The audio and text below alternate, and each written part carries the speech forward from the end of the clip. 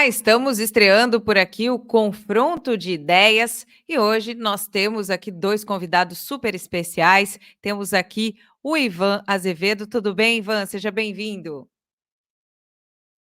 Passo a nossa audiência, um agradecimento especial a ti, Andréia, pelo convite. É uma honra e um privilégio fazer esse debate. Ótimo. E temos aqui também Paulo Papini. Seja bem-vindo, Papini. Tudo bem, Andréia? Tudo bem, Ivan? Ivan, você não está lembrado? Eu já tive contigo na Rádio Guaíba, do Júlio Ribeiro. Ao vivo? Júlio Ribeiro estava na Rádio Guaíba. Ao vivo ou... Ao vivo. Quer dizer, eu estava... Sim. Eu estava em São Paulo.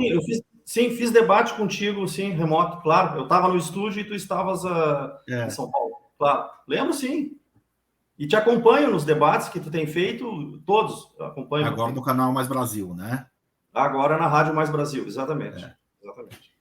E hoje eles estão aqui no Aliados Brasil Oficial para comentar sobre assuntos que são de extrema relevância e que as pessoas estão comentando, né? O que a direita precisa fazer para alavancar as suas ideias, as suas pautas? Recentemente nós tivemos o caso Choquei/Mind, né, que levantou aí algumas questões.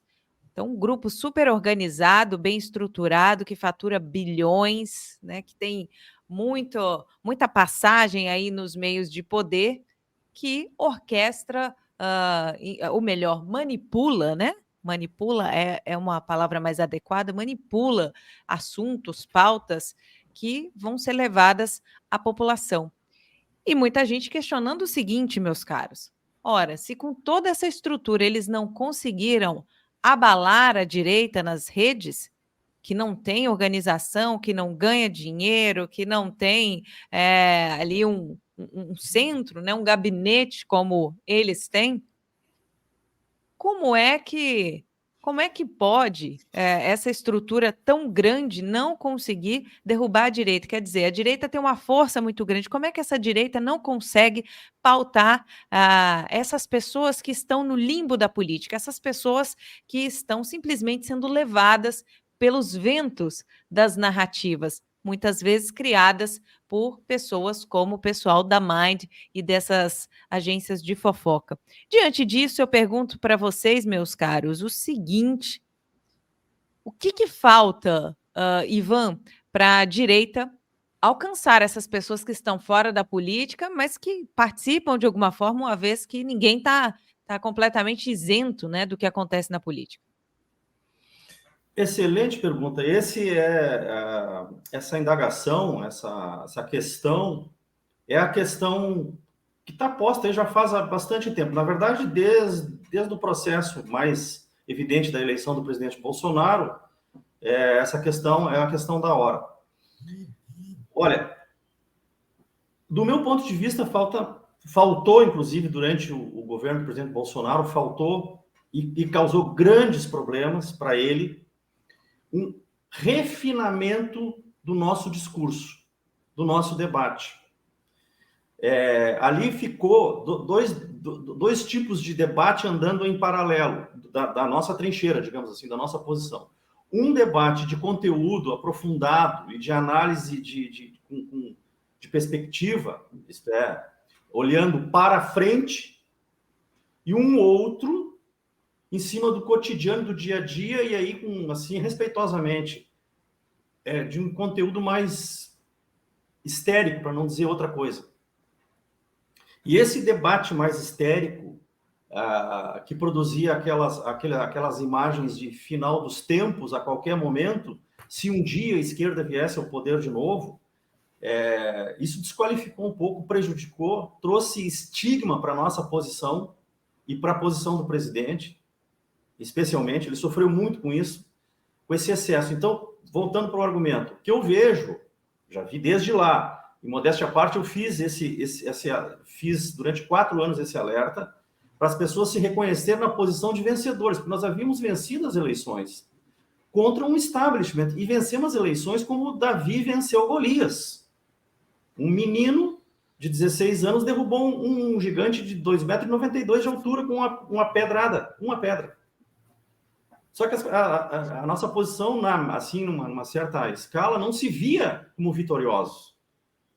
A qualquer palavra ou gesto vindo da esquerda derrotada, se atemorizavam e criavam cenários de apocalipse para frente. Isso prejudicou muito. Eu combati isso. Bom, chegamos aonde nós estamos agora. Acho não, meu pensamento agora é este. Devemos qualificar o debate. Então, o teu programa, essa tua proposta aqui, de nós debatermos, eu vejo que é nesse sentido. E isso que está nos faltando. Por quê? E aí, indo para o teu argumento, a questão das mídias aí, das redes. Olha, as mídias e as redes sociais, elas são um fenômeno dessa posição, da nossa posição, para usar a expressão aí comum que estão usando de direita, que eu gosto de dizer que não é exatamente de direita, a maioria das pessoas até nem se identifica com isso. Porque a direita está muito estigmatizada ao longo das décadas aí no Ocidente por motivos óbvios, né? Não vale a pena que nós entrar nisso agora. O movimento que eu vejo no Ocidente é um movimento anticomunista, que é um movimento que não existia. Essa posição aqui, nós somos declaradamente anticomunistas, antissocialistas, para usar o que o Milei fez na Argentina. Quer dizer, é um levante contra esse estado de coisas que produziu esse Ocidente que está se degradando. Inclusive, a Europa é um caso evidente disso. Então, nós somos antissocialistas, anticomunistas. Essa é a nossa posição. E este movimento, ele se consolidou e ele tem o domínio das mídias sociais no Ocidente. Não é a esquerda. A esquerda tem que se utilizar desse subterfúgio aí que tu citaste, da Mind, por exemplo, que é financiada ou por governos ou por metacapitalistas para tentar fazer um espaço nas mídias e levar a mensagem deles. Só que o que acontece? Aqui eu estou finalizando e passo para o Papini.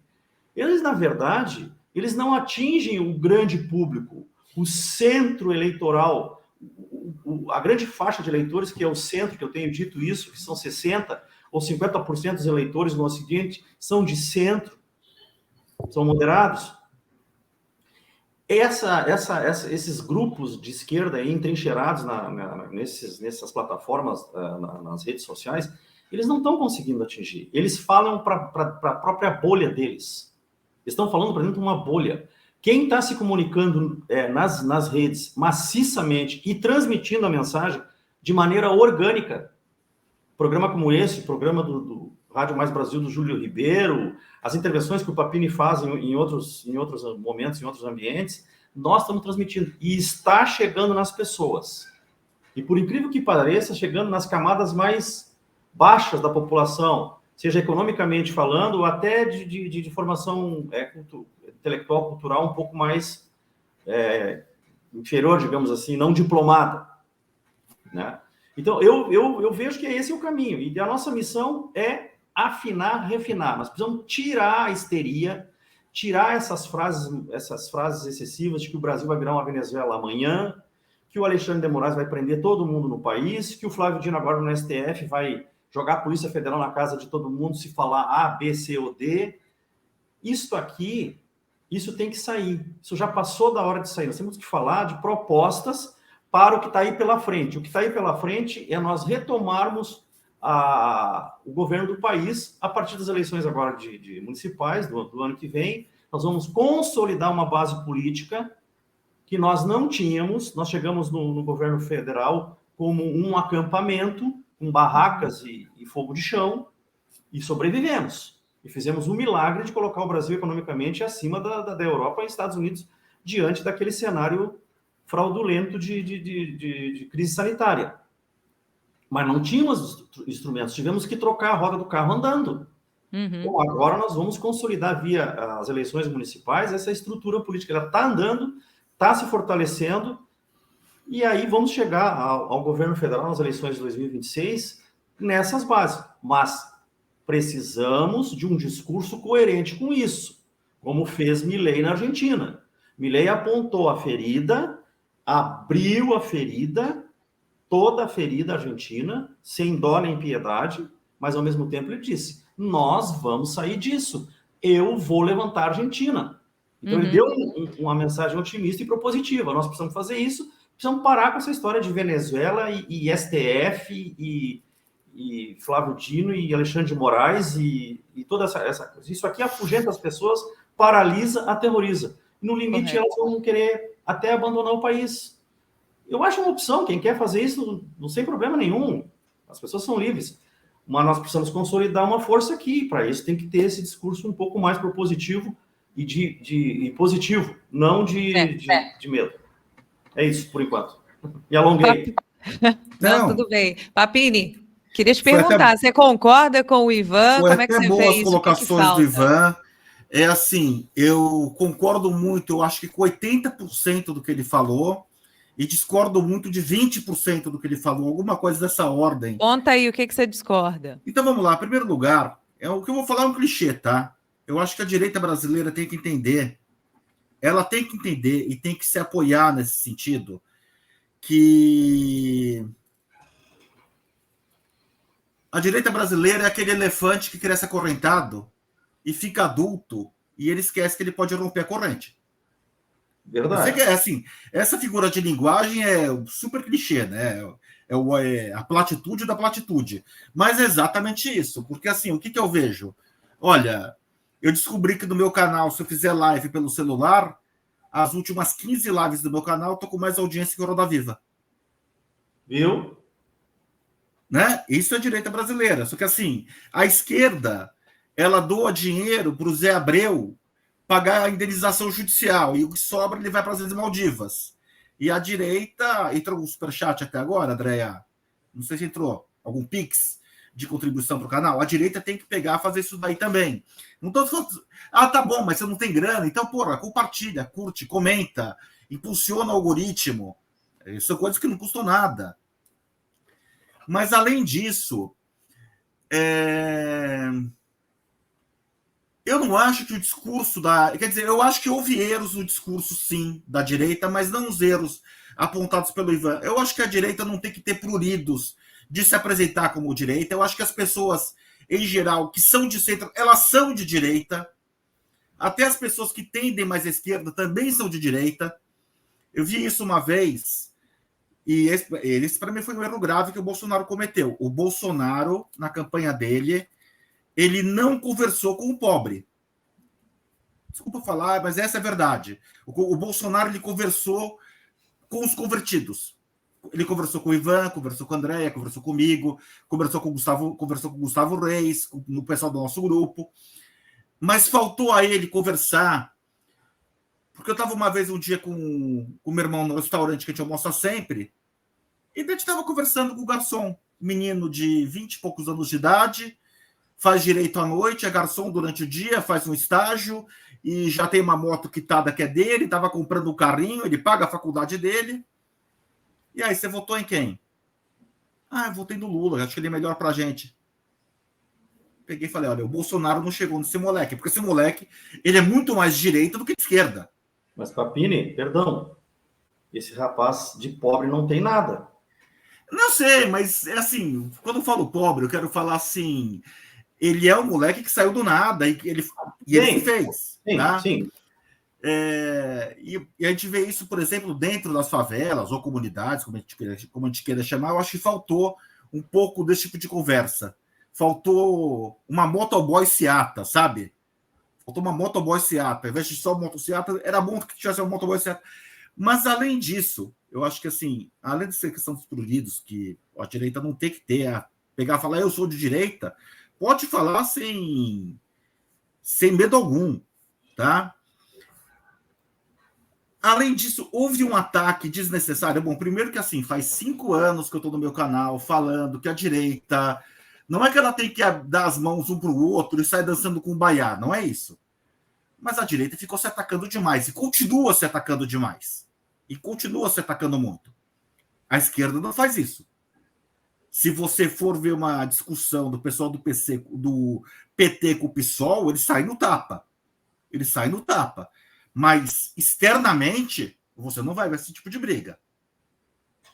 Externamente, você não vai ver esse tipo de briga. Agora, o que você mais vê no Twitter é o fulano. Ah, não, você é falsa direita, você é falsa direita. Não sei se está nomes aqui, mas todo mundo aqui sabe quais são. Eu também acho que faltou um pouco para a direita, no geral, faltou um pouco para a direita.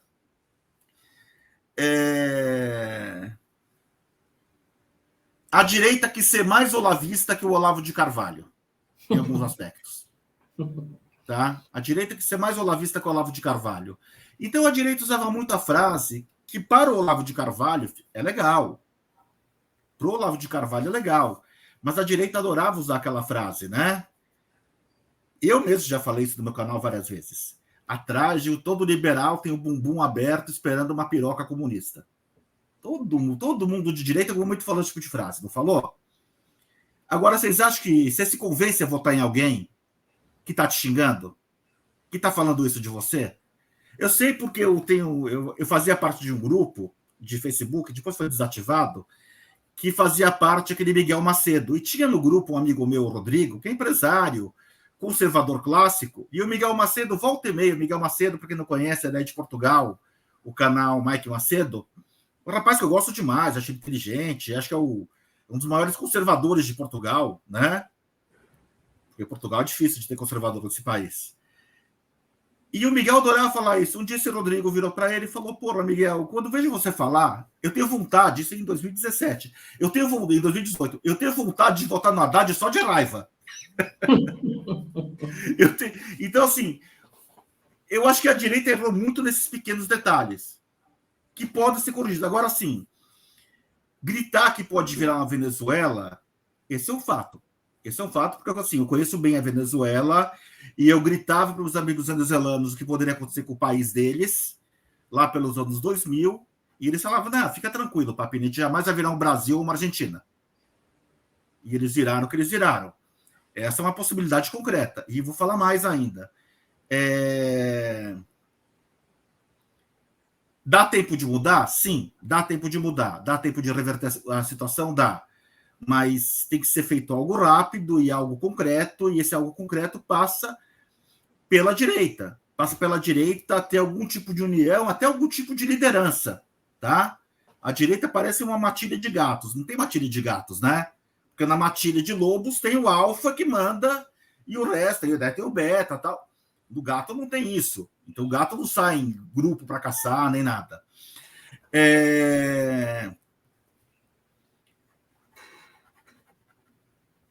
Eu oriento muito o trabalho de pós-graduação.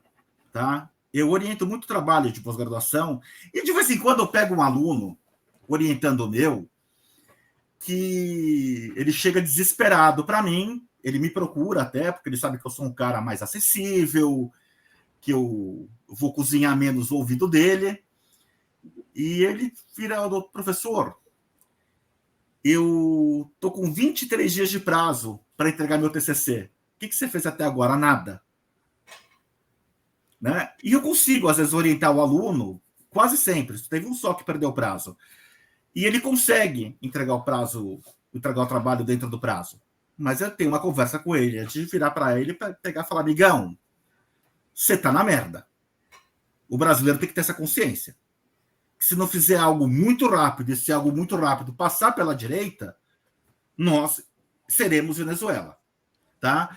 Então, assim, é possível.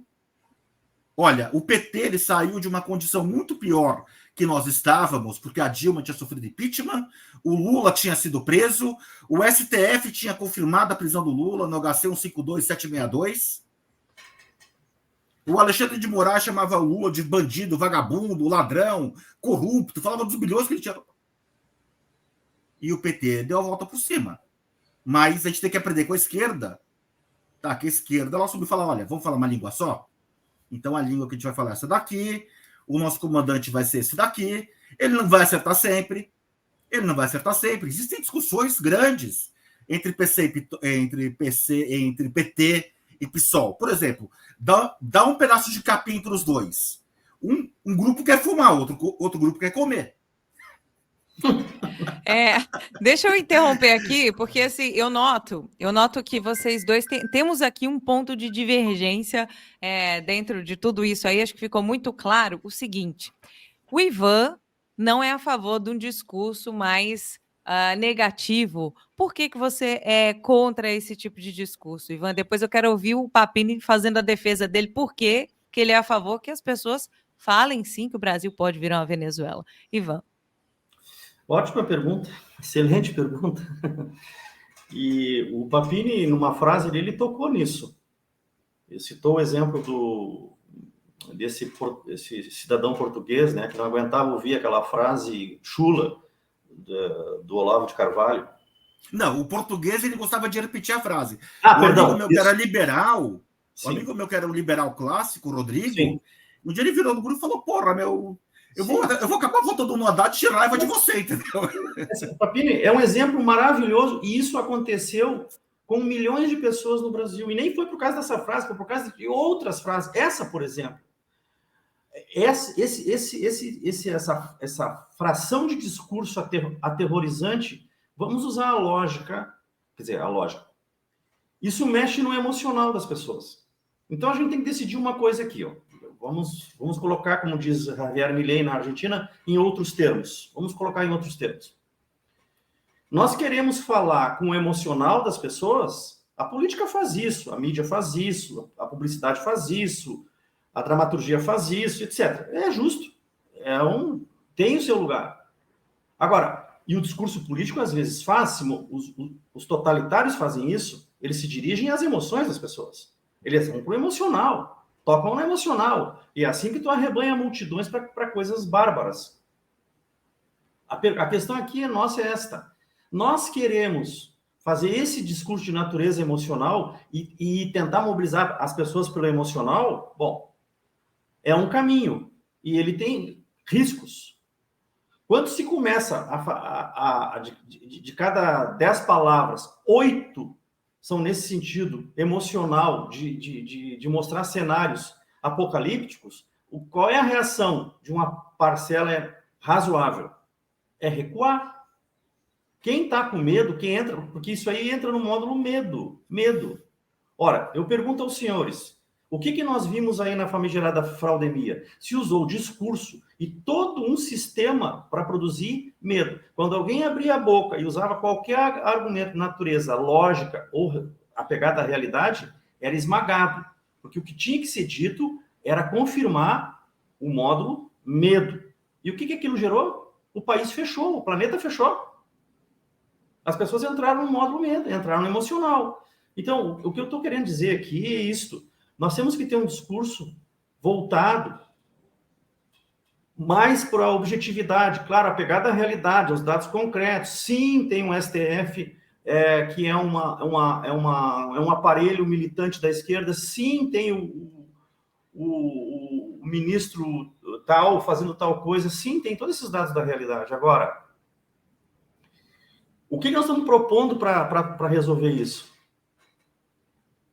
Esse é o sentido da coisa. Então, assim, eu vejo as potencialidades do Brasil. Existem potencialidades. Nós estamos no comando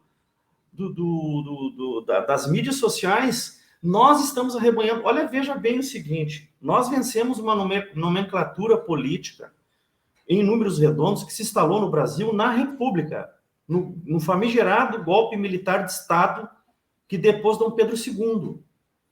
De lá para cá, ela tem nomes e variações, mas é a esquerda comandando o Brasil, um lápis ou outro. Inclusive os militares que não eram de esquerda, mas eram nacionalistas, o que é uma versão da esquerda. O nacionalismo é uma versão do socialismo. Todos os regimes socialistas comunistas são nacionalistas, ferrenhos. Então, assim, nós tivemos lapsos. Nesses 100 anos, nós conseguimos, em 2 eleições, produzir um eleitorado que deu 60 milhões de votos em números oficiais, quase 60 milhões agora nessa eleição de 2022. Como que nós conseguimos isso? De onde veio isso? Veio de dentro do sistema convencional? Não veio. Não tinha estrutura convencional. Nós não temos a direita no Brasil. Os militares extinguiram a direita, botaram a direita na cadeia e cancelaram os partidos. Então, esse movimento que está aí, que se autodenomina, porque não quer ser identificado com a esquerda, se autodenomina conservador e de direita, ele tem o quê? 10 anos. Completou o ano passado. Organicamente. E aí, para finalizar e levantar uma questão que o Papini coloca aqui, realmente, a questão da liderança, nós temos alguns problemas de liderança, mas o problema principal não são as figuras. Existem grandes líderes nós produzimos, milagrosamente, grandes líderes, do nada. Tarcísio, Zema, o presidente Bolsonaro nem se fala, ele é o catalisador disso tudo. Se remove o presidente Bolsonaro disso, a figura dele, isso aí não para em pé. Não para em pé. Isso é a baliza de tudo isso. Então, assim, a gente conseguiu criar várias lideranças no país. O que está faltando, eu volto a insistir, não é um discurso homogêneo, porque nós não somos totalitários, mas nós temos que, vamos dizer assim, produzir um certo consenso de que país nós estamos falando. O que é o Brasil? O Brasil é esse país caindo aos pedaços, destruído pela esquerda? Ou o Brasil é esse país que tem 40% do PIB no agronegócio, que é exportador, é rico, altamente tecnológico, e que a esquerda não tem controle em cima disso, e que está salvando o Brasil? Eu vi uma figura de linguagem esses dias que eu achei espetacular. O Brasil é um Camaro V8 de quase 500 cavalos de potência sem as rodas. E é tão forte que mesmo assim ele consegue se arrastar no chão. Se nós colocarmos botar rodinha de carrinho de criança ali, a gente voa. Por isso que a esquerda nunca conseguiu destruir o Brasil. Nós somos um gigante. O que está nos faltando agora é afinar o discurso de acordo com esse tamanho nosso. A Argentina, e finalizo e passo para o Papini, a Argentina, essa não. A Argentina não é um Camaro.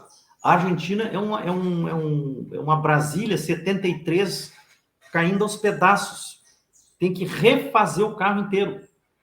Milagrosamente vai ter que refazer para fazer aquilo andar, porque eles não têm mais economia, eles não têm moeda, eles não têm indústrias, não têm nada. Acabou. O Brasil não. O Brasil, só a capital de São Paulo é maior que a economia argentina. Então, esse é o país que nós temos. E é isso que nós temos que passar para as pessoas. Olha, vocês têm um tamanho, vocês têm um potencial, nós temos a solução, nós temos o discurso. Finalizo por derradeiro. O problema brasileiro não é de natureza econômica. A questão econômica no Brasil está razoavelmente resolvida, muito bem resolvida de passagem. O problema brasileiro é institucional, de natureza institucional, de natureza política. E essa crise institucional que está aí, que nem é política, é institucional, porque as forças políticas estão cada uma no seu lugar atuando. Nós, principalmente, somos a grande força política do país. O problema é institucional. As instituições do Brasil não existem, elas são as farsas. Elas são farsas porque a República foi feita como uma farsa.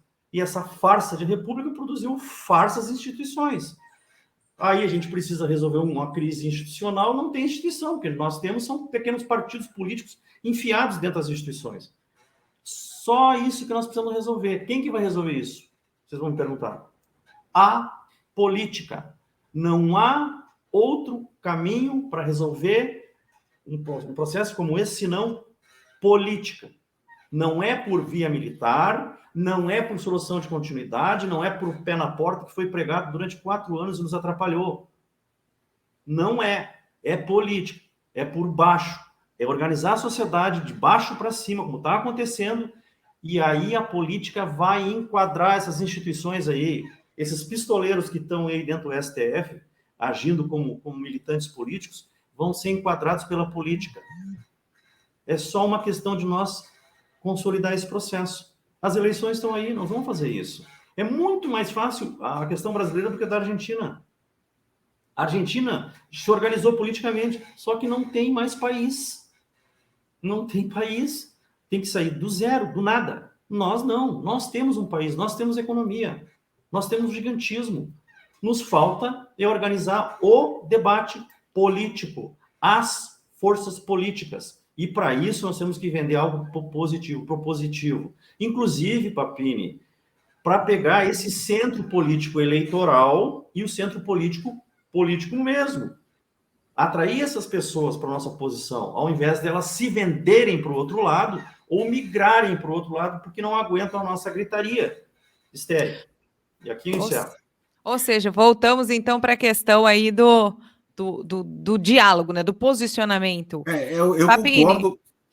sobre a questão da Venezuela, vou voltar aqui, só te interrompendo, vou voltar aqui, porque o Ivan reitera, então, que não concorda com esse discurso de dizer que o Brasil, né, vai virar uma Venezuela, enfim, um discurso catastrofista, né, na visão dele. Você disse que é fato, né, falar sobre Não, é essa assim, possibilidade vamos da lá. Venezuela. Fique à Vamos lá. vontade. O catastrofismo puro e simples não adianta, tá? Você tem que ser catastrofista dentro de um limite, é claro, daquele limite que você não vai desanimar ninguém, né? Mas você tem que colocar a pessoa na real. Por exemplo, só vou dar um exemplo. Um amigo meu, Ricardo, que é venezuelano, era um advogado rico na Venezuela, mas rico. Ele ganhava por ano, na pessoa física, alguma coisa com R$1,5 milhão por mês. Por ano, desculpa, por ano. Na pessoa física, escritório. Hoje ele come todo mês, porque um grupo de advogados, amigos dele, dentre os quais eu me incluo, manda por mês para ele R$100. E eu conheço várias pessoas assim na Venezuela. Várias. Não é uma ou outra, são várias. Tá? Voltando ao exemplo do meu aluno. Quando eu pego o meu aluno da circunstância, eu não fico cozinhando o ouvido do aluno nesses 20 dias que faltam para escrever o TCC. Mas por 2 horas dou um esporro nele de pegar e falar, meu chapa, é o seguinte, ou você me ouve agora, ou você vai pegar R$70 mil que você pagou nesse curso e vai enfiar numa lata de lixo. E por 2 horas a pessoa tem que ouvir aquilo lá, entendeu? Você tem que apontar caminhos. E eu acho que assim, existe uma coisa muito ruim que, infelizmente, a nossa direita permite que a esquerda paute o debate. Eu vou dar um exemplo. E foi um exemplo que não foi utilizado na campanha eleitoral. Eu não sei por que não foi utilizado na campanha eleitoral. Segurança pública. A esquerda, lá pelos anos 2020, 2019, houve um trabalho de doutores do IBGE, etc., aonde se provou, acho que vocês até tiveram conhecimento disso, fizeram uma conta maluca para falar que o Estatuto do Desarmamento evitou 1.700.000 homicídios em 20 anos. Gente, deixa eu falar uma coisa. Faz 4 anos eu defendi uma dissertação de mestrado. Gente, se quiser, eu faço tese de doutorado para falar que eu sou o cara mais cabeludo do mundo. Eu sou o cara mais cabeludo do mundo, que a camisa que o Ivan está usando é branca, que a Andréia é loira, e defendo, olha, e vou ser aprovado na prova pública que vocês quiserem.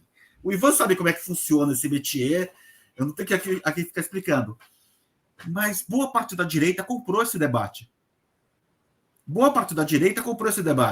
Inclusive, foi antes do segundo turno, né?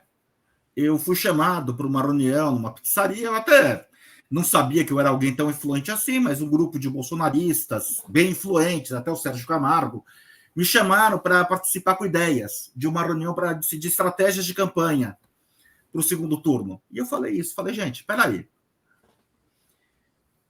Tivemos uma queda de homicídios de uma média de 20 mil por ano. 20 mil homicídios por ano são 20 mil mães, 20 mil pais, 20 mil namoradas, 20 mil filhos que não estão chorando a morte dos seus entes queridos. 20 mil por ano, vezes 4 anos, 80 mil.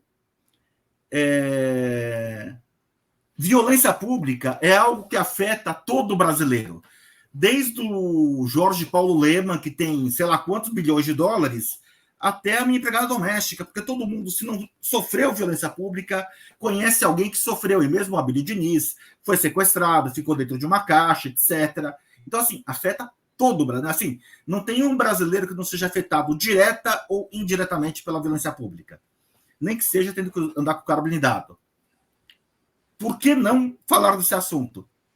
Olha, Papini, muito boa a tua colocação, mas nós já fizemos um estudo. Primeiro que aquele estudo feito pelo IBGE, ele não está totalmente incorreto.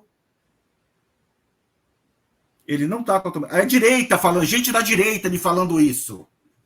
Que o mérito pela queda da violência não se devia totalmente ao Bolsonaro. Foi uma coincidência, né? Eu acho que, na verdade, o PCC e o Comando Vermelho eram bolsonaristas. Que eles resolveram parar de matar gente, diminuir a matança, quando o Bolsonaro se elegeu.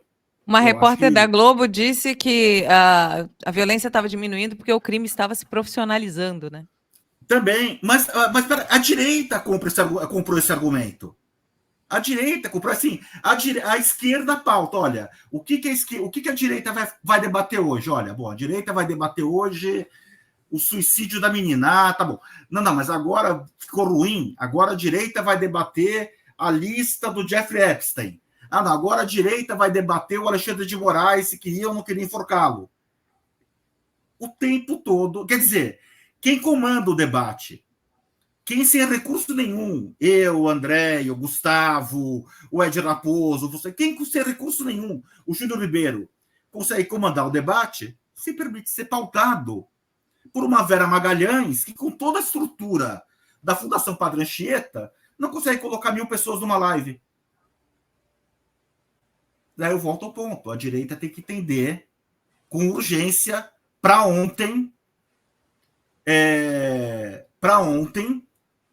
que ela é aquele elefante que cresceu e sabe, e pode romper a corrente. É claro que pode ter, né, sempre tem o sujeito caçador ali com uma arma para fazer alguma coisa, tem esse risco? Sim, tem esse risco. Agora, é importante a gente falar, Ivan, o Brasil hoje, a gente está naquele momento do meu aluno que falta 25 dias para entregar a dissertação. Não adianta a gente pegar e falar, puxa, Ivan, vamos tocar num ponto mais objetivo. 8 anos, a pirâmide demográfica brasileira inverte. E daí, meu amigo, inverter a pirâmide demográfica, tanto faz. Tá? Se ficar pobre, se ficar velho, antes de enriquecer e antes de ganhar cultura, daí tanto faz. Então, assim, a gente tem que pegar... Não estou falando assim, ser catastrofista o tempo todo. Não adianta. E algumas vezes até o Gustavo Reis me chamava atenção e eu concordo com ele. Mas a gente tem que temperar um pouco a conversa com, olha, não dá para a gente ficar... Nós não estamos mais em 2015. Eu acho que assim, no mundo ideal, o Bolsonaro teria surgido na política em 2007 e 2008. Em 2007 e 2008, nós estávamos com todo o tempo do mundo para errar, acertar, e chegarmos num momento bom agora. A gente perdeu muito tempo e a gente perdeu um tempo que não vai voltar mais. Ou a gente acerta agora. Eu acho que assim, se o sistema está agindo de uma forma ilegal, correndo até o risco de eventuais sanções internacionais. Quando você tem uma juíza hoje falando na OEA o que acontece no Brasil, e ela falou, olha, inclusive o TJ de Minas Gerais queria que eu morresse, a conversa começa a mudar um pouco de figura. Tá? Quando o sistema se arrisca nesse nível, é que o sistema tem muito mais medo da gente do que a gente imagina. Exatamente. Exatamente, Papini. Se me permite, a gente só tem que fazer a nossa parte. A gente só tem que fazer a nossa parte. Me permite, a gente não está fazendo. Isso aqui Sim, vamos... Posso falar? Não, só falei que a gente tem que fazer a nossa parte, a gente não está fazendo. Sim. Veja, sim, Papini, em linhas gerais concordo contigo. Nós precisamos, sim, dar um choque de realidade para as pessoas. Quanto a isso, eu não tenho problema algum. Sim, nós temos que trazer as pessoas para a realidade objetiva. Eu faço a minha parte, estou fazendo, né? Com os meus argumentos, tu faz com os teus, enfim, todo mundo está fazendo. A questão aqui é que natureza de argumentos é esta, é isso que eu levantei. Dizer que o Brasil tem riscos institucionais ou políticos de cair numa tentativa de uma republiqueta socialista na mão da esquerda, tem riscos evidentes se nós ficarmos naquele módulo que nós estávamos, eu falo o povo brasileiro, de 2013 para trás, nós estávamos no módulo o quê? No módulo indiferença. Ou a esquerda chegou ao poder recentemente, a partir de Fernando Henrique Cardoso, pela força das armas, pelo bico da pistola? Não. Eles disputaram eleições, humildemente. O Lula perdeu 3, humildemente. para ser eleito na quarta tentativa. E por que isso aconteceu? Por que essa esquerda ascendeu ao poder dentro do modelo eleitoral e institucional brasileiro? Porque a nação brasileira, esta que agora está aí se levantando contra a esquerda e contra uma possibilidade de domínio definitivo da esquerda no Brasil, estava conivente com esse processo. Vamos deixar bem claro isso. Isso é outra coisa de choque de realidade. Queremos falar de choque de realidade? Essa aqui é uma realidade. Isso que nós chamamos de movimento de esquerda anticomunista, antissocialista, que eu prefiro dizer, isso é de 10 anos para cá, nesses termos. E quando nós despertamos, o povo brasileiro, na sua maioria, despertou, o que aconteceu? Nós destruímos esse paradigma político de esquerda. Ele está destruído. O que ele está fazendo? Ele está reagindo. E chega a ser tão patético e desesperador a posição deles que eles estão sacrificando, imolando no altar do debate público, no altar das instituições brasileiras,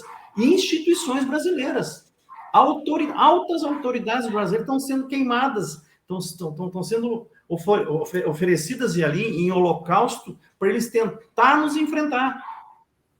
Porque eleitoralmente, ou politicamente, organicamente falando, eles não têm condições mais. Acabou. O PT está reduzido a meia dúzia de prefeituras no país. O PSDB praticamente não existe mais. E eram as duas grandes forças políticas da esquerda que, nos últimos 40 anos, mais ou menos. Então, eles estão acuados, eles estão destruídos, digamos assim, dessa luta. Então, estão apelando, estão sacrificando autoridades da Suprema Corte. Utilizando... Olha, veja... Utilizar ministros do topo da pirâmide judiciária do país. Olha, o que é o judiciário num país civilizado ocidental? É a instituição de último grau para resolver o conflito de natureza pública do país. Isto é, vai usar as leis. Bom, isso está sendo usado como instrumento político. Por que está sendo usado como instrumento político? Eu faço essa pergunta, tenho feito. Porque a outra posição, a esquerda, mais não tenha os instrumentos da política. Eles não têm mais os instrumentos da política. Se eles tivessem os instrumentos da política, como Fernando Henrique tinha, Lula teve durante 3 mandatos, como que Lula enfrentou nos seus 2 mandatos e a Dilma, nos seus 2 mandatos, enfrentaram todos os escândalos de corrupção que, inclusive, o judiciário estava investigando? CPI dos Correios, Banco do Brasil, Petrolão, Petrobras, Mensalão, era um atrás do outro. Como que eles enfrentaram aquilo? Com reação militar, com hostilização? Não, eles enfrentaram politicamente. Politicamente. Ninguém foi hostilizado, não teve jornal censurado, não teve militância do STF, não teve nada. Teve reunir as forças políticas que eles tinham, as suas lideranças políticas, e enfrentar com essas lideranças esse processo. E, ao final do cabo, foram apeados do poder. O que eles fizeram? Pegaram armas quando foram apeados do poder? Não. Baixaram a cabeça, ficaram quietos 4 anos e voltaram para o jogo político. Só que aí voltaram destruídos, já estavam destruídos. Eles não têm mais essa estrutura política. Estão se utilizando desses instrumentos desesperados. Para quê? Para nos derrotar politicamente? Não. Para criar um clima de pânico e terror em cima do centro eleitoral, dos eleitores de centro do Brasil, que é a massa, para que essas pessoas parem de votar, votem branco, votem nulo, saiam do país, aí eles vão governar com os 20% deles, como aconteceu no Chile. O atual presidente foi eleito com 20% dos votos, 52% das pessoas não votaram. Essa é a manobra que eles estão fazendo. Porque do ponto de vista político, estrutural, eleitoral, eles não têm como nos enfrentar. Então nós temos só que consolidar nossa posição e enfrentar esse processo. Do meu modo de ver, nós estamos vencendo esse processo. Só temos que ter firmeza e resiliência. E sim, melhorar, digamos assim, a qualidade de certas lideranças nossas. É um processo que está andando ainda, mas eu estou vendo que o presidente Bolsonaro, enfim, todos os líderes aí que estão nesse processo entenderam essa nova circunstância e estamos nos encaminhando para as eleições municipais nesse formato. Inclusive, Ivan, Eu queria te interromper justamente porque o nosso próximo tema é justamente a questão das lideranças, né? Nós estamos já caminhando para 1 hora, então eu vou pedir para que vocês sejam um pouco mais sucintos para a gente conseguir fechar aqui dentro do tempo, mas eu queria falar sobre essa questão das lideranças, né? Ambos apontaram este problema, né? A falta de lideranças. E a direita, durante os últimos anos, vem reclamando muito dessa questão da falta de liderança, porque muitas vezes aparecem líderes ou pessoas que se colocam como líderes e às vezes pulam do barco. E agora volto mais uma vez para a questão do caso Mind, né, em que eles descobre-se, né, neste momento, ou pelo menos fica claro, né, para a maioria das pessoas, que empresas como esta criam artistas, né? Bem, se criam cantores e colocam as pessoas para gostar desses cantores, né, desses influenciadores, desses artistas de maneira geral, por que não criar líderes de esquerda e colocá-los dentro da direita para confundir? Então, assim, como encontrar esses líderes e como saber se esses líderes são confiáveis? Papini, começa por você. Difícil, né? Assim, eu acho que o que dá para reconhecer é confiar no teu feeling, confiar no discurso da pessoa, sabe? Se o discurso estiver estranho demais, começar aquele discurso o discurso clássico do isentista, né? Ah, eu gosto do Bolsonaro, mas ele falou tanta merda, ele ficava imitando gente que tossia. Eu acho que esse cara não é de direita, não. Eu acho que esse cara tem uma grande chance de ser de esquerda. E como se elegeu muita gente assim na aba do Bolsonaro, né? Joyce Hasselman, Alexandre Frota, Janones, né? Teve muito oportunista que se elegeu dessa forma na aba do Bolsonaro. É feeling, é você observar, ter um tempinho de vivência. Por isso que a esquerda, ela sempre quer fazer com que o jovem vote e que o idoso não vote, né? O sonho dourado da esquerda é esse, é fazer que o adolescente de 8 anos de idade vote e que o idoso, a partir dos 38, já não vote mais. Porque quanto mais tempo você vai ter de experiência de vida, mais você consegue sacar o discurso, né? Do vigarista. E eu vou falar uma coisa. Por incrível que pareça, eu corro até o risco de ser mal interpretado com o que eu vou falar aqui, mas eu falei isso no Desafora Brasil uma vez, e todo mundo entendeu o que eu estava dizendo. Tem gente de esquerda de boa índole. Tem. Eu vou falar, tem um amigo meu, tá? Que é juiz do trabalho, a gente tem uma série de artigos, até um livro escrito em conjunto na área do direito. Eu lembro que nas aulas do mestrado a gente tinha brigas homéricas, porque a minha visão do direito do trabalho era diametralmente oposta à dele. Ele achava que o empregado era um coitadinho, etc, etc, etc. Não vou falar o nome dele aqui, mas é fácil você pesquisar, só colocar no Google os artigos que eu coloco. Ele votou no Bolsonaro. Um dia eu perguntei para ele, ele falou, não dá para mim que sou juiz, não dá, eu sou juiz, não dá para votar em ladrão. Não tem como, entendeu? Não tem como votar em ladrão. Eu conheço, e imagino que até o Ivan também deve conhecer mais, dentro da área do direito, eu conheço muito cirista que no segundo turno votou no Bolsonaro. Não são poucos, tá? Eu conheço vários. Vários eleitores do Ciro Gomes, o cara que fazia Cirão da Massa, sabe? Colocava outdoor dele, pôster dele no carro, e segundo turno declarou voto no Facebook. Ó, vou votar no Bolsonaro. Então, daí volta até aquele ponto, né? Até porque um dia um desses amigos meus virou para mim e falou, porra, esse discurso da direita é complicado, né? Como é que você quer que eu convença meus amigos de esquerda, que também são ciristas, a saírem de casa para votar no Bolsonaro? Tem um exemplo aqui na capital do Rio Grande do Sul, Porto Alegre é a capital, um exemplo clássico disso. O atual prefeito Sebastião Melo é um homem da centro-esquerda do antigo MDB, atualmente MDB de novo, né? Mas do MDB, 50 anos de militância no MDB.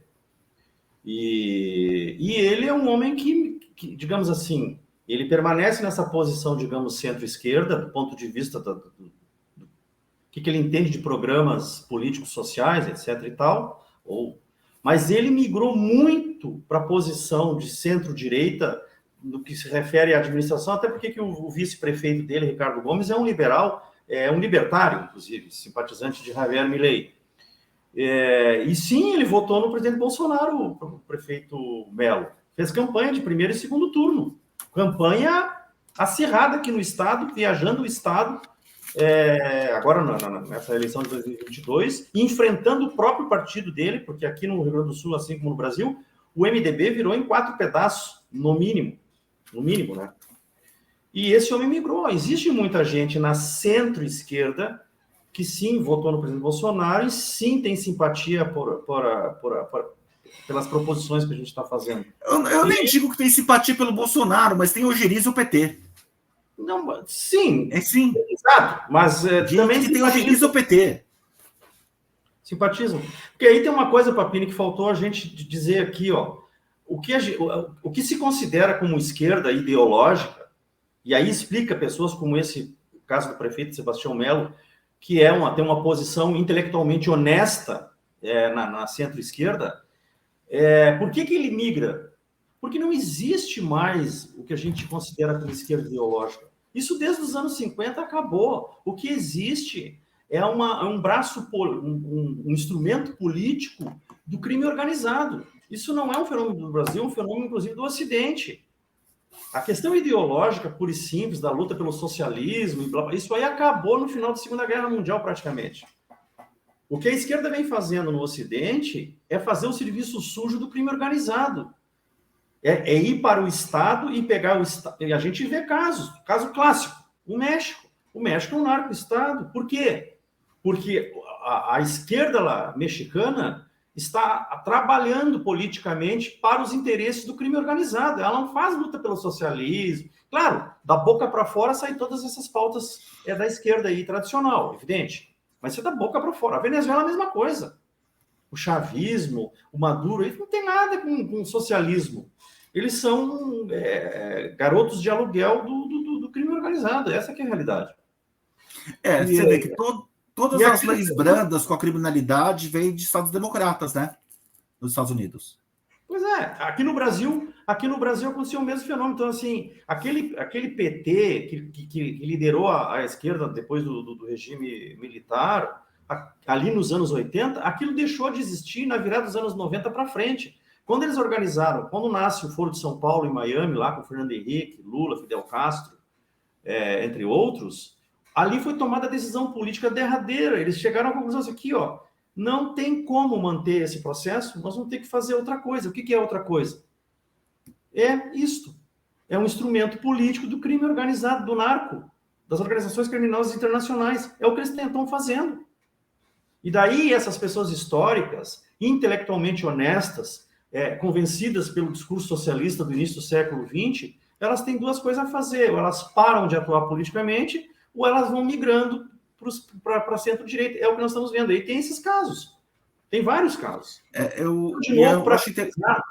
Isso é um sinal ótimo para nós. Significa que eles estão ouvindo a nossa mensagem. Então, nós temos que ter mais cuidado com o nosso discurso, com a nossa proposição, saber para quem nós estamos falando, para atrair esse universo eleitoral, os eleitores, em primeiro lugar, e, em segundo lugar, as forças orgânicas políticas que já existem. Atrair esses políticos para a nossa posição, mas com isso nós temos que ser razoáveis, nós não podemos ser histéricos e aterrorizantes, apresentar só catástrofe e só coisas pejorativas. E assim, uma coisa importante é que a direita, ela convence pelo exemplo, ela convence pelo que ela faz, não pelo que ela fala. Eu seria capaz de arriscar um estudo, se eu tivesse tempo, faria um estudo. Quem elegeu o Javier Milei foi o estado de Santa Catarina. Eu vou explicar. É sério, eu vou explicar. O argentino, ele tem uma cultura desde sempre, desde 50 anos atrás, mais até. O argentino, quando ele chega nos 18 anos de idade, ele vai viajar para fora do país com o dinheiro que ele tem no bolso. Isso. É cultural deles. Assim, ele tem R$200, ele pega o ônibus para o Brasil e depois ele vai ver como ele vai descobrir como é que ele vai se virar. Isso é cultural deles, tá? O brasileiro não. O brasileiro, para viajar, tem que ter passagem de ida, passagem de volta, dinheiro para ficar no hotel, etc. Quem elegeu Milei foi o jovem argentino. Foi o jovem argentino que ia para as praias de Camboriú e viu o Brasil capitalista de direita. Isso. Aonde você tem Lamborghini estacionada na rua às 4 da manhã que ninguém mexe.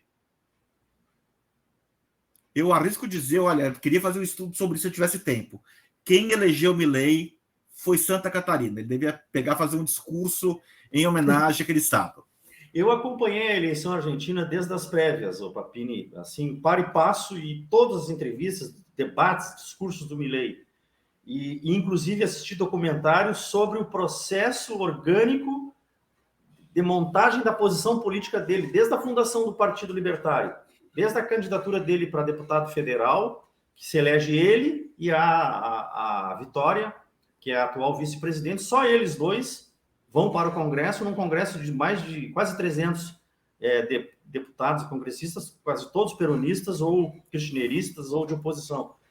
Mas eles fazem esse movimento orgânico na sociedade, nos jovens. Realmente, quem elegeu, quem fez a diferença, quem movimentou tudo isso espontaneamente foi a juventude argentina. Isso é um a juventude que foi para Santa Catarina, em algum momento da sua vida, olhou e falou: é assim que funciona um país governado pela direita? Mas no Brasil está acontecendo assim também. No Brasil também está acontecendo. A juventude Vocês acham que está capitaneando aqui? Eu queria perguntar justamente isso. Vocês acham que não é hora da direita, a direita mais antiga, né? A direita que já viveu bastante, já entende. A gente sabe que o movimento de direita é novo no Brasil, né? Porque a maioria das pessoas viveram a vida inteira achando que Fernando Henrique e PSDB era partido de direita, né? Mas, assim, essas pessoas mais experientes, que já conversam com essa população que viveu tudo isso aqui, que já entende o movimento, como o Papini bem disse aqui, a esquerda não quer essas pessoas que têm mais idade votando, porque já entendeu o jogo da sacanagem. Não é hora dessas pessoas que já entendem isso e que estão no jogo político começarem a dar um protagonismo e incentivar mais o jovem para tomar esse espaço, até para chegar nessas outras pessoas que ainda não entenderam o que está acontecendo? Sim. Mas já está acontecendo, Andréia. Veja o fenômeno do Nicolas. O Nicolas não pediu permissão para ninguém. Ele se fez deputado federal mais votado do país. Eu acho que foi um fenômeno mundial o caso dele. O Nicolas Ferreira é uma celebridade internacional. E ele não precisou desse establishment político que nós temos aí, seja de direita, seja lá de que for, para se colocar e se apresentar. E assim como ele, existem outros casos. Então, eu não vejo que é o caso da gente ceder, dessa geração mais antiga, ceder espaço. Não, esse processo está acontecendo naturalmente. Naturalmente. Nós vamos ver agora nas eleições municipais, que vai ter para vereador, prefeito, o número de jovens que vão sair para a candidatura de vereadores. Vai ser impressionante isso. E lá nas eleições de 2026, a gente vai ver de novo. O Nicolas, ele é um cometa que está arrastando muita gente para dentro da política. Da geração dele, ou um pouquinho mais velha que ele, não importa. Já é um fenômeno. Não é necessário que a gente abra espaço. Até porque o sistema político convencional brasileiro está todo em xeque. Uhum. A política convencional brasileira não acontece mais nos diretórios como acontecia antes, ou via militância panfletando nas esquinas, ou coisa que vale. Isso aí não existe mais. O fenômeno político, o debate político que se colocou aí a partir de 2013 para cá, mais evidentemente, é este aqui. É aqui que acontece, é nas mídias. E a juventude, ela está ali nas mídias, ela não está nos diretórios políticos e dentro desse ambiente mais formal político. Não está. Vai entrar. Tem uma discussão. Vai ter que ir lá para dentro desse lugar. Mas ela já vem cacifada politicamente, digamos assim, desse outro ambiente, que é onde está acontecendo organicamente a política. Está organicamente a política acontecendo. Ela vai ser só endossada pelo partido A, B, C ou D, que é o caso do Nicolas ou de outros aí. E tem uma discussão importante, né? Que é assim, Eu sei que meu amigo Gustavo discorda dessa minha visão, mas a gente tem que discutir o voto distrital para ontem no Brasil. Porque quanto mais diluído o número de eleitores que vão eleger alguém, menos responsável a pessoa se sente porque ela está elegendo.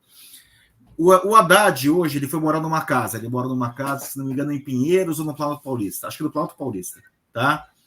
Ele mudou de prédio porque ele se candidatou a síndico e não foi eleito. No mesmo ano que ele foi eleito prefeito de São Paulo. Quer dizer, o eleitor que eventualmente votou no Haddad para prefeito de São Paulo não o elegeu para síndico do prédio que morava. Olha que coisa. Então, já existe o voto distrital, então, informalmente falando. Não, informalmente existe dentro do condomínio, etc. Mas, assim, o que eu quero falar é, por exemplo, se o voto em São Paulo fosse distrital e eu fosse concorrer dentro do meu bairro, dentro do bairro que eu moro, com Guilherme Boulos, eu tenho certeza que eu ganharia. Eu tenho certeza que eu ganharia o Guilherme Boulos, porque ninguém... Assim, bairro de Pinheiros só tem assalto todo dia. Mas quando você dilui os votos entre uma cidade de 14 milhões de pessoas, e você pode pegar um voto um pouquinho daqui, um pouquinho daqui, e fora o custo da eleição, né? E fora o custo da eleição. Um dia eu fiz a conta. Se São Paulo tivesse voto distrital, uma campanha para deputado federal custaria R$100 mil. Sim. Hoje, é assim, para você ser candidato em São Paulo, eu não sei quanto custa no Rio, do Rio Grande ou em Brasília. Em São Paulo, é a partir de 5 milhões a campanha. Aqui no Rio Grande do Sul, está falando deputado federal? Federal. 2 a 3 milhões. Então. A partir disso, né? Não é que é 2 a 3 milhões. Senador, 5 milhões, algo assim, dependendo. Mas tem razão, Papini, o voto distrital, sim, é um avanço enorme. A Argentina tem isso. A maioria dos países civilizados tem, né? Isso dá legitimidade e dá qualidade. E uma outra coisa, que aí seria um luxo, que é o que a Argentina tem, o Chile tem, os Estados Unidos têm, muitos países têm. O recall. Não, o voto voluntário. Voluntário. Veja, a esquerda consegue votos porque as pessoas são obrigadas a votar. Se não houvesse o voto obrigatório no Brasil, eu arrisco a dizer, eles não teriam chegado ao poder. Eles não teriam chegado ao poder. Porque a prova está aqui agora. Eles não têm eleitor. O que aconteceu? Por que teve esses 60 milhões de votos para o Lula? Porque o Lula tem 60 milhões de votos, mas desde quando? Nunca teve isso. Nunca, nem quando se reelegeu.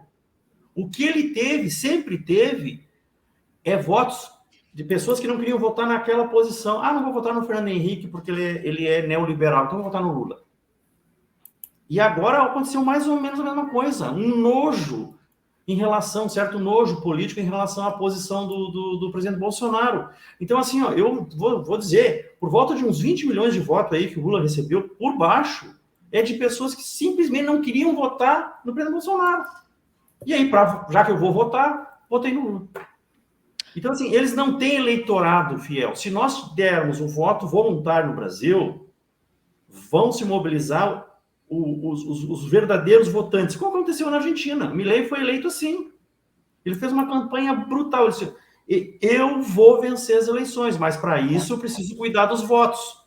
Eu preciso trazer as pessoas para votar. E ele conseguiu, teve sucesso de trazer as pessoas para votar. Então, voto voluntário e distrital, realmente, Papini, seria o luxo que iria consolidar um processo orgânico e cívico de representação da sociedade brasileira que o Brasil não tem.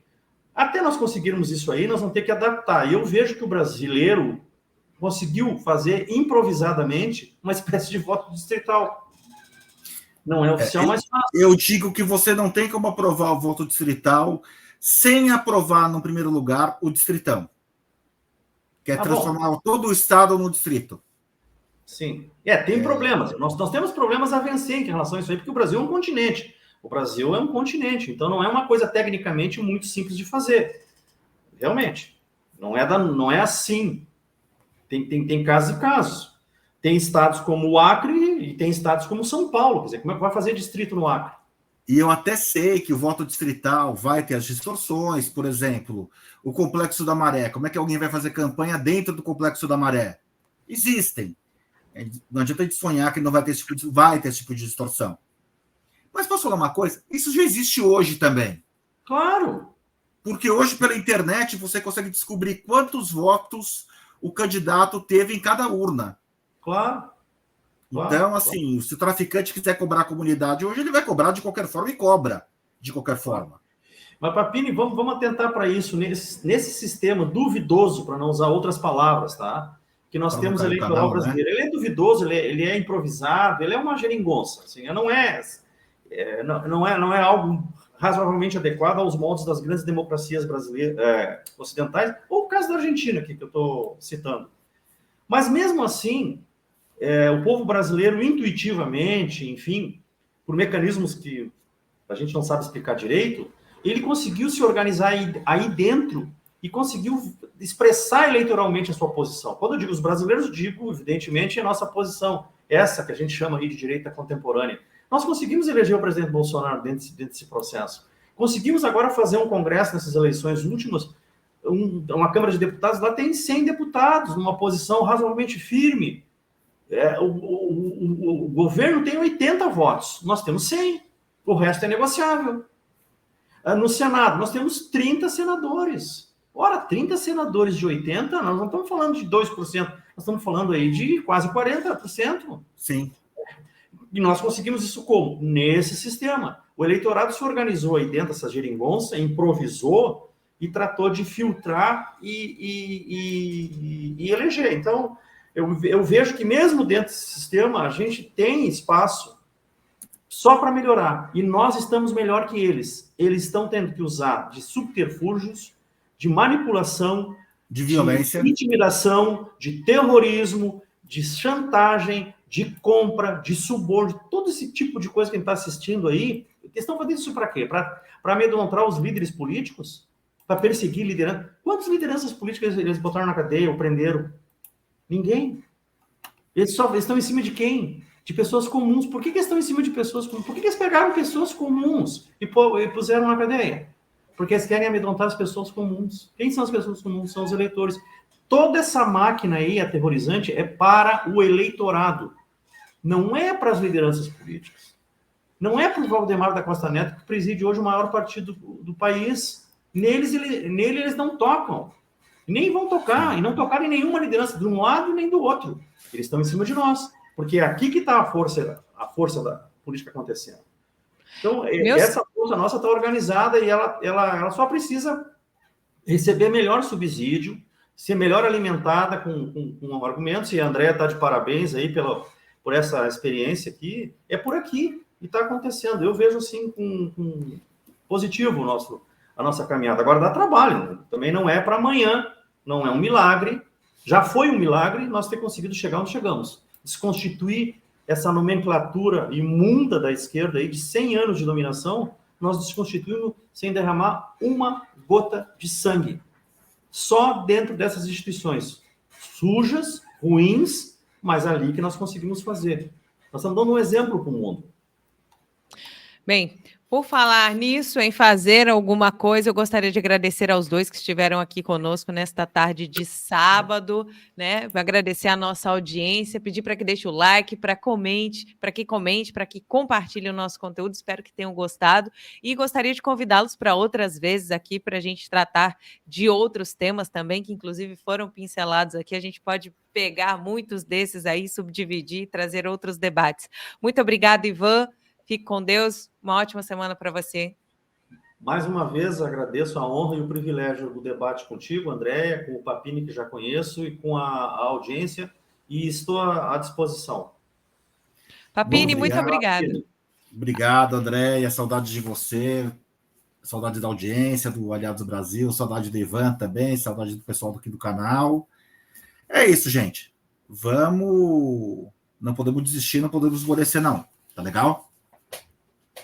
Valeu, é isso. Quero agradecer, então, mais uma vez a audiência. Fique com Deus e a gente se encontra na segunda, no Jornal da Noite, às 9h30, aqui. Aliás, Amanhã tem, né? Amanhã é domingo e amanhã tem edição especial aqui no Aliados. Então fique atento. A qualquer momento pode entrar um conteúdo aqui relevante, um conteúdo que com certeza faz a diferença aí no seu dia a dia, na sua análise do que está acontecendo no Brasil e no mundo. Fique com Deus e até a próxima.